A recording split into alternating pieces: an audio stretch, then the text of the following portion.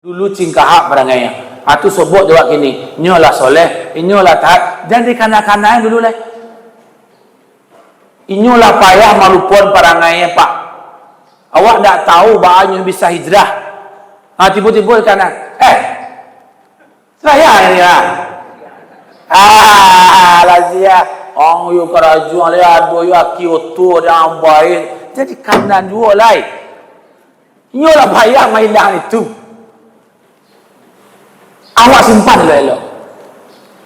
Karena inilah yang akan kita bawa terakhir, Pak. Apa boleh usaha lanjut, Pak. Ya walaupun numbang jatuh, kalau pun jatuh lah. Tapi itu nak awak bawa lah. Kalau lah ringan kaki awak, kemudian awak lah sihat dunia kiri Allah, bersyukurlah kepada Allah Subhanahu Wa Taala. Kita jaga iman ko elok-elok sampai maut memisahkan.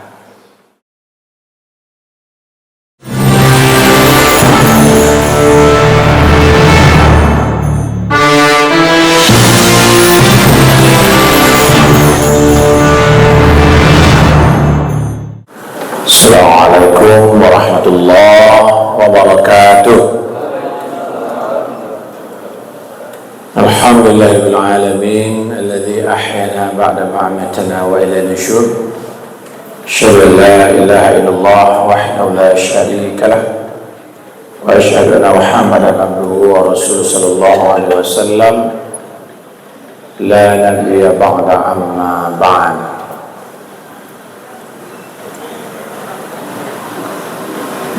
Semoga dirahmati Allah.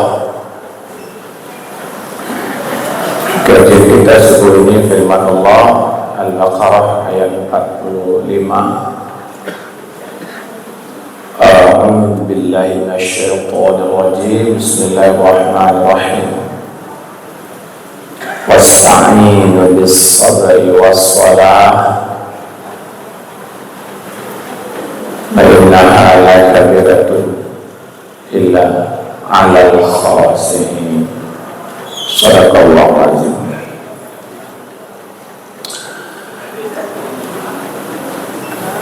Ayat ini turun berkenaan dengan tingginya tingkat kerakusan,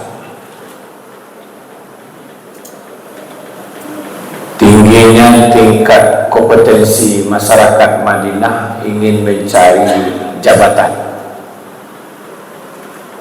Dia orang berlomba-lomba untuk mencari harta sebanyak-banyaknya, mencari jabatan sebanyak-banyaknya.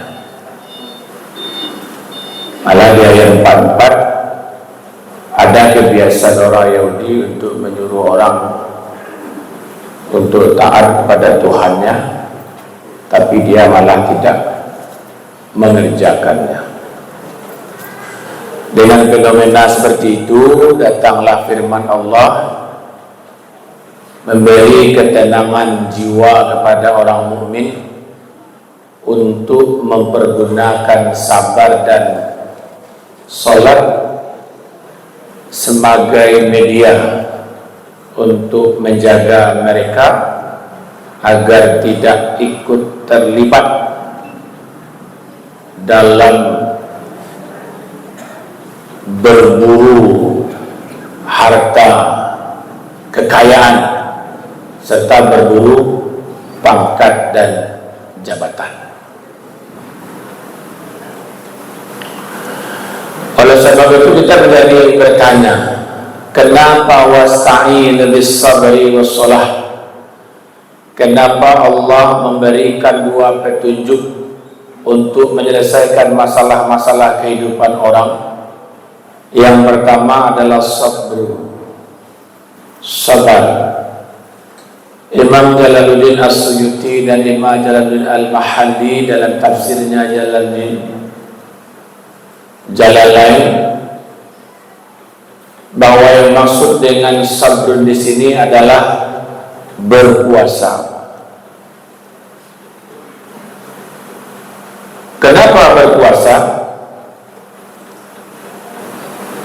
Kita paham berpuasa itu adalah menahan diri dari segala sesuatu yang membatalkan puasa itu.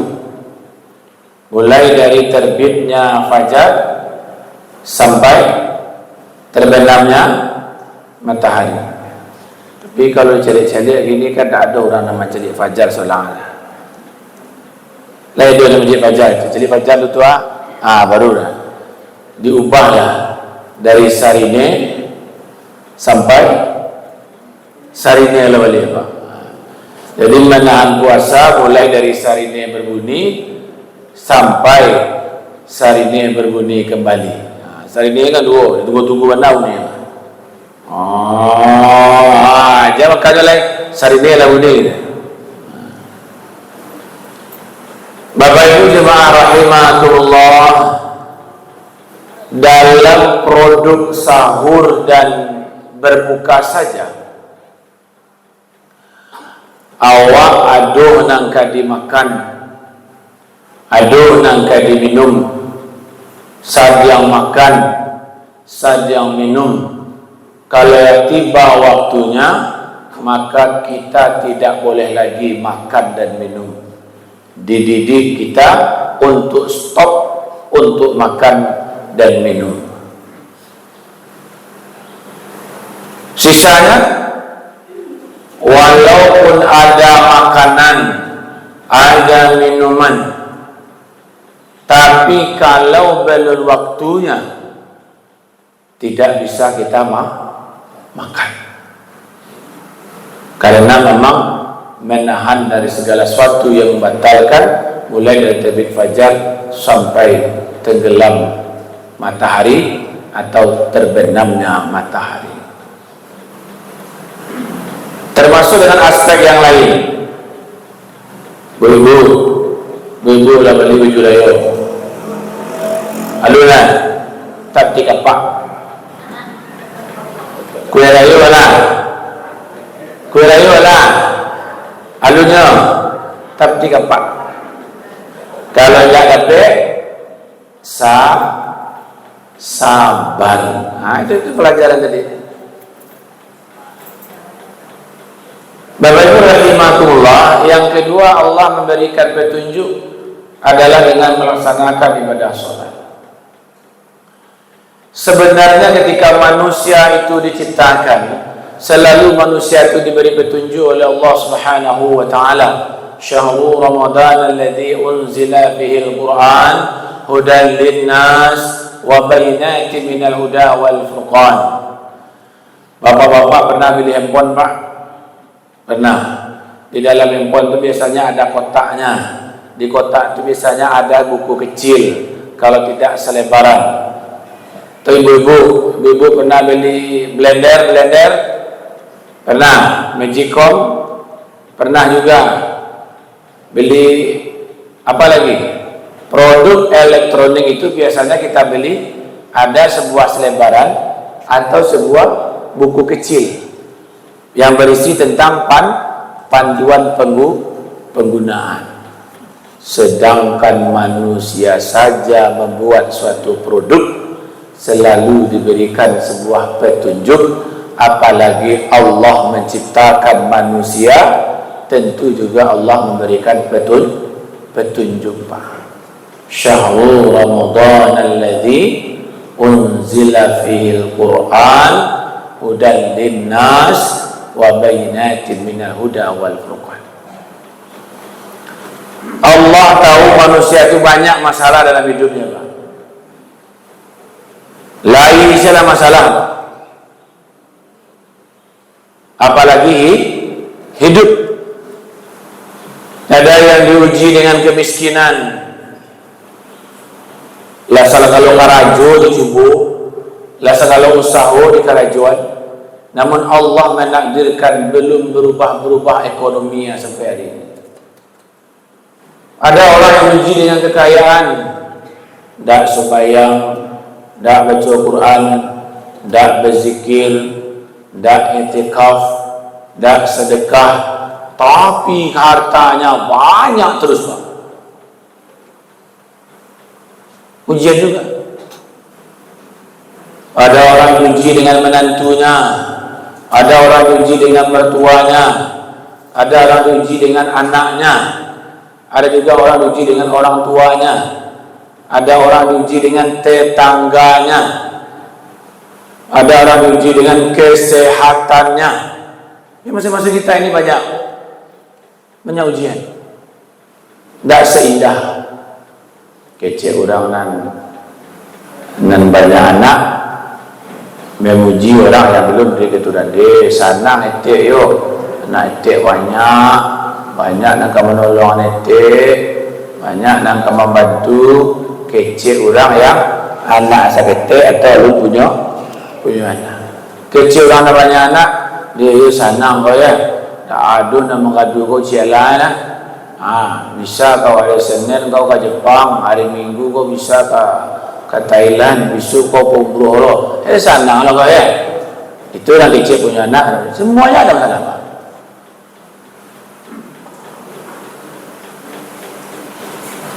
Jadi oleh sebab itu Allah akan memberikan ujian walaupun dijelaskan la yukallifullahu nafsan illa wus'aha. Dari banyak persoalan itu, maka salah satu penyelesaiannya adalah berkhidmatlah, mengadulah kepada Allah Subhanahu wa taala dari banyak persoalan-persoalan hidup. Kapan mengadunya? Solat.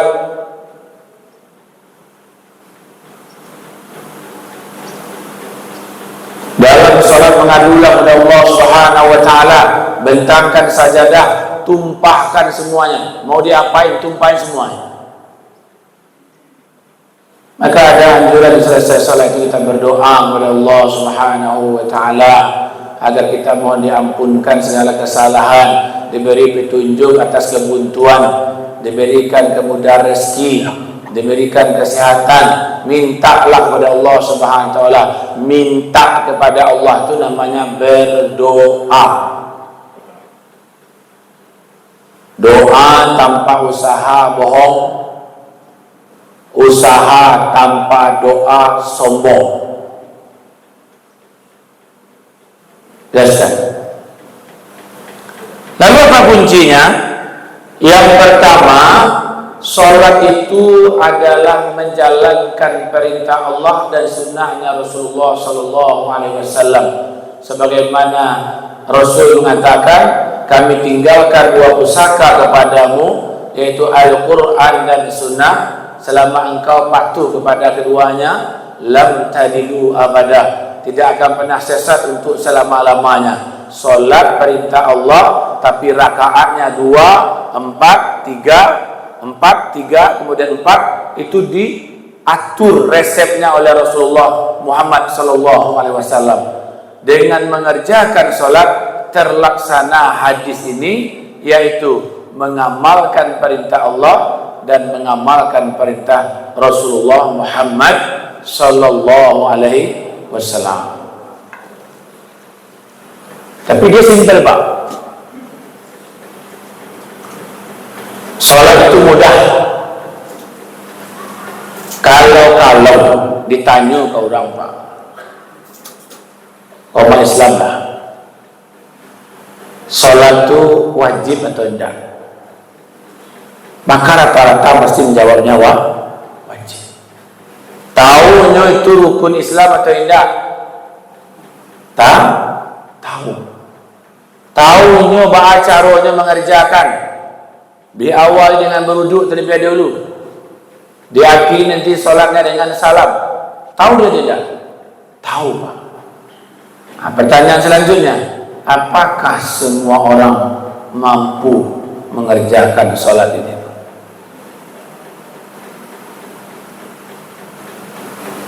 Oleh sebab itu, kalau lengannya kaki awak malangkah kama saji, kalau lengannya tangan awak barayun, kalau lai peka jo hati awak ketika azan berkumandang dan awak masih mengerjakan solat, syukurilah itu sebagai nikmat yang paling besar diberikan oleh Allah Subhanahu wa taala. Karena banyak orang yang tidak diberikan nikmat itu karena sampai hari ini masih belum mau belum sanggup, belum mampu untuk mengerjakan sholat secara batiniahnya.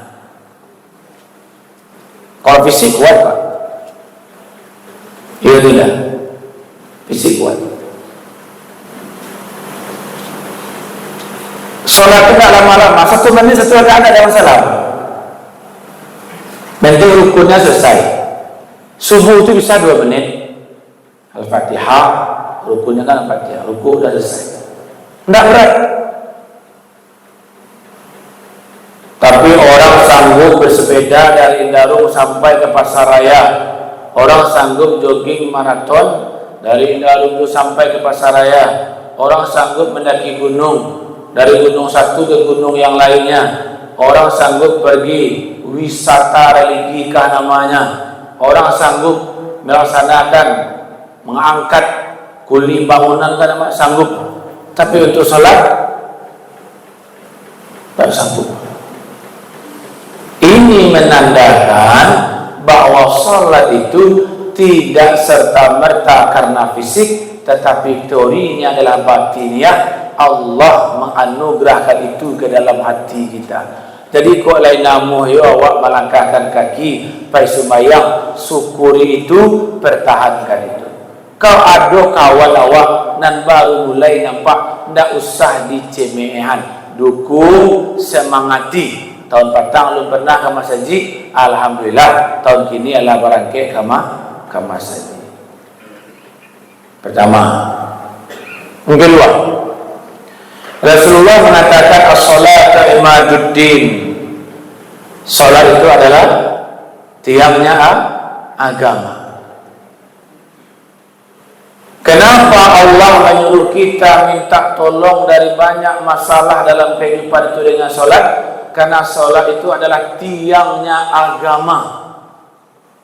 Kalau awak sembahyang di rumah, berarti awak telah menegakkan agama di rumah. Kalau awak sembahyang di kantor, berarti awak telah menegakkan agama awak itu di kantor. Kalau awak sembahyang di kampung awak,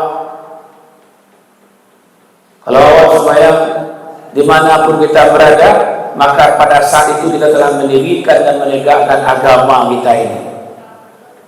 Tapi sebaliknya, kalau awak tak sembahyang di rumah, maka awak telah menginjak-injak dan meruntuhkan agama itu di rumah. Kalau awak tak sembahyang di kantor, sampai kerja, di kampung, maka berarti awak sama je meruntuhkan dan menginjak-injak agama ini di tempat itu. Maka dia jadi ekstrim. Dan yang lebih ekstrim lagi, kalau ada orang mencilok Pak, dosanya tidak dihukum kafir. Ada orang membunuh, menghilangkan nyawa orang lain, tidak dihukum kafir Pak. Bahkan ada orang yang berzina, melakukan dosa itu, tapi pelakunya tidak dikatakan kafir Pak. Tapi kalau ada orang yang tidak sembahyang, dicap oleh Allah dan Rasulnya sebagai kafir. Makanya Allah berpesan minta tolong melalui sholat ini. Dia ringan, simpel, remeh, tapi bahkan kalau kita tidak mengerjakannya, malah dihukum kafir oleh Allah Subhanahu wa taala. Bahkan dalam hadis yang sedikit ekstrem lagi, orang yang tidak sholat sepanjang hidupnya tidak boleh disolatkan ketika dia meninggal dunia. Tapi orang yang berzina meninggal boleh disolatkan. Orang korupsi meninggal boleh disolatkan. Orang membunuh boleh disolatkan. Tapi orang yang tidak sholat tidak boleh. Dia simpel, ibadahnya ringan, tapi pelakunya malah bisa dihukum kafir dan masa tidak bisa disolatkan ketika meninggal dunia.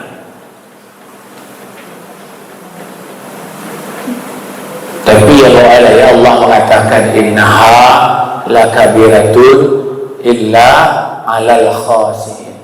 Yo balik sembahyang kecuali hanya pada orang-orang yang khusyuk, orang-orang yang patuh, orang-orang yang tunduk, orang-orang yang taat saja.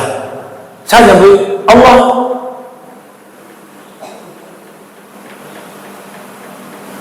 Makanya di beberapa golongan Khawarij mengatakan orang berlaku dosa besar itu boleh dibunuh. Ini kan ekstrim nih. Sehingga Ibnu Muljam tidak setuju dia barangkali dibunuhnya Ali bin Abi Thalib. Padahal Ibnu Muljam itu hafal Quran, sholat tahajudnya tinggal, tapi karena berpikiran dia Ali dianggap pelaku dosa besar, Ali dibunuh. Itu pemikiran-pemikiran ekstrim. Disitulah mulai pemikiran-pemikiran sampai kini. Sadak samo ibadah jurang kafir, sandak samo ibadah jurang bid'ah, sandak samo ibadah jinyo ndak kawane. Atau ini Ibnu Muljam. Saleh itu Ali bin Abi Thalib, khulafaur rasyidin, sahabat Nabi, ilmunya tinggi. Bahkan dia katakan kalau tidak jadilah Nabi Muhammad diangkat, mungkin Ali bin Abi Thalib diangkat. Begitu kesolehannya, ketaatannya, kehebatannya. Tapi dia Ibnu Muljam menganggap dirinya lebih santiang daripada Ali, hanya bunuh Pak. Ada pemikiran itu sampai kini masih turun ke cucu-cucu Ibnu Muljam. Sandak sama ibadah orang bid'ah, sandak sama ibadah orang tidak kelompoknya. Abang bunuh saya tidak ini. Bahaya. Menganggap diri paling santiang, paling soleh, paling sunnah, paling rasul. Itu bahaya. Contohnya solat, ada solat sendiri, ada solat berjemaah. Berjemaah itu hadis mengatakan jangan kita pernah mendahului imam. Ruku jangan ruku dahulu dari imam. Sujud jangan sujud dulu dari imam. Kalau kita dahului, diganti kepala kita ini menjadi kepala serigala. Jadi jangan mendahului imam sampai batas rukunnya. Rukun salam itu kan dua wajib atau cie sebab. Lah tahiyatul imam doa, tahiyatul atau tak kira. Assalamualaikum warahmatullah ke kanan. Kemudian Assalamualaikum warahmatullah ke kiri. Mana wajib? Ke kanan. Kalau selesai ke kanan, Assalamualaikum warahmatullah, lah boleh awak Assalamualaikum kanan. Kan rukunnya selesai. Rukunnya selesai. Assalamualaikum lalapeh wajibnya. Janganlah duluan imam baru awak Assalamualaikum. Itu imam dulu imam. Tapi kalau Assalamualaikum, Assalamualaikum warahmatullah, langsung lah Assalamualaikum warahmatullah. Itu. Kan rukunnya hadisnya kan begitu. Tidak boleh kita mendahului imam. Lalu fungsinya apa? Inna sholata tanha anil fahsya wal munkar. Sholat itu mampu menyelamatkan awak dari perbuatan-perbuatan julid, perbuatan jahat, perbuatan kepo, culik garik. Lihat culik garik. Ini tahu urusan orang. Kalau bahasa kini kepo, Pak. Kok bangga orangnya ingin tahu dan berbuat kejahatan mungkar. Itu kok disuruh oleh Allah menjadikan sholat itu sebagai penolong, karena inna sholata tanha anil fahsya wal munkar. Karena sholat mampu mencegah kita untuk berbuat keji dan mampu mencegah kita untuk berbuat munkar. Oh, banyak orang sholat korupsinya Pak. Banyak orang salah kau cerita aku pada ngaya apa. Bapak-bapak pernah pergi berobat ke klinik, ke rumah sakit, ke bidan lah, atau ke alah nama dulu, ke rukun jadi yo. Ada orang ke rukun. Tetap dia pakai pureh kan? Pasang pureh itu 3 kali sehari, pagi, siang, sore. Ada aturannya. Atau bapak ibu pergi berobat, ada minum ubat pagi, ada minum ubat siang, ada minum ubat malam. Ada nan 2 kali sehari, ada nan 3 kali sehari. Salat sama dengan itu kan? Ada tantangannya. Oh, aku ingin capek cegak. Bang mau bek nenek, tu bek urbek je. Lah dia minum satu lah. Kalau diminum satu lah cegak atau mati wah. Mati. Bila kalau sembahyang zuhur sampai tambah lah maghrib 3 asar sampai tambah isya, ada yang tutu saja pagi ko, siap ceramah pagi dan caca 7 balik rakaat, biar nak golek-golek dia lagi malam yang lain. Dia boleh. Hidup atau mati? Mati lah tu. Tak juga bisa. Atau model luar awam. Dulu kan rumah pakai kandang pak. Rumah kampung apa kandang, rumah kayu itu apa kandang bawah untuk kandang ayam, kandang inti. Lah saat diminum ubek, ndak yo baransu, badan ku angek yo. Bisu hari mode itu yo ndak yo turun angek dia. Tua taraga dua sambal. Ayam tak mungkin lah. Lah abu sila talu cie patah salerong. Tu dicari ke kandang talu ayam ko. Kilo basyara ubek tu lah loh. Nan ubek tak minum masukkan ke dalam kandang. Tentu yo tak cegah artinya obat tidak diminum. Begitu juga salat. Tidak dikerjakan. Kalau tidak pantangan kalau subuh tu tidak boleh karena cahaya matahari dipasang ubek lalu anakmu ya. Makanya subuh itu dikerjakan sesuai dengan waktunya, zuhur dikerjakan sesuai dengan waktunya. Lalu salat yang mana mampu merubah orang? Salat yang di awal waktu. Kalau lalai pi sumayang yo fawailul lil musalli. Lai sumayang awak pi lalai turan dapat pahala, turan dia pian dosa, dimasukan malah ke dalam neraka. Simple. Salat adalah laporan pertama yang akan diperiksa oleh Allah. Kalau salatnya baik, ibadah salatnya bagus, maka tidak akan diperiksa lagi amalan yang lain. Tuh. Tapi kalau salatnya centang perenang, banyak indah pada lainnya, banyak cukup, banyak kurang daripada cukupnya, maka kita akan berhadapan dengan malaikat untuk mempertanyakan segala amal dan perbuatan yang lain. Hidupmu ditanya, istrimu tanya, anakmu tanya, hartamu tanya, gurumu ditanya. Apa yang kamu pakai, apa yang kamu makan, apa yang kamu banyak. Tapi kalau solat, pertanyaan tentang solat sukses, langsung dikasih WTP oleh malaikat. Wajar tanpa pengecualian. Tidak bersa-bersa dan lain-lain. Solat ringan, simple, tapi dia penting. Bahkan dalam hadis yang ekstrim, Bu, kalau dapat ibu laki yang tak sembahyang, tu lalu ibu jenyo, maka tidur sama dengan itu saya tak sebut ya Pak. Kau nyolip kamu video kau kan nelawa.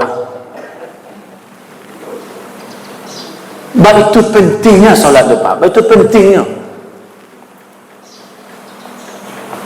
Jadi kalau dah ada dosa nak awak cucu anak, ingat saya elok mayang lalai, ingat dia ngancali Firaun barai badan dua pindah sembayang mati tabanam Namrud enggak sembayang mati daerah ngi lai tawang pendekar kadang batuah dua tahanlah diam tahan api tahan itu tiba malaikat inna lillahi wa inna ilaihi ahli silat, ahli karate, taekwondo dan 1 dan 2 dan lain-lain, sabuk merah, kuning, hijau di langit yang biru. Kalau tiba malaikat patah 2 balik pinggang. Enggak harus. Itu pentingnya kita menjaga salat. Jadi kok hari kini Bapak dan Ibu, kalau lah ada orang sembahyang, jangan dicemeh-cemehnya. Tibul biasa mampu lah, biarlah biasa tu minum lah, biarlah ke masjid 5 kali sehari. Tapi kalau inyo main domino tu 7 balik kali sehari kini ngira sembahyang alhamdulillah. Kalau ada pernah punya kawan awak dulu cingkahak barangnya tu sobok jawab kini inyo lah soleh, inyo lah taat, dan di kanak-kanak dulu lah inyo lah payah malupon barangnya pak. Awak tak tahu bahannya bisa hijrah. Tiba-tiba kanan. Saya ini lah. Lazia. Orang yu kerajaan le ado yu akioto dan baik. Jadi kanan dua lain. Nyo lah bayar mainan itu. Awak simpan elok. Karena inilah yang akan kita bawa terakhir, Pak. Apa boleh sosial lanjut, Pak. Ya walaupun numbang jatuh, kalau pun jatuh lah, tapi itu nak awak bawa lah. Kalau lah ringan kaki awak, kemudian awak lah sihat dunia diri Allah, bersyukurlah kepada Allah Subhanahu Wa Taala. Kita jaga iman ko elok-elok sampai maut memisahkan. Allahu a'lam. Wassalamualaikum warahmatullahi wabarakatuh.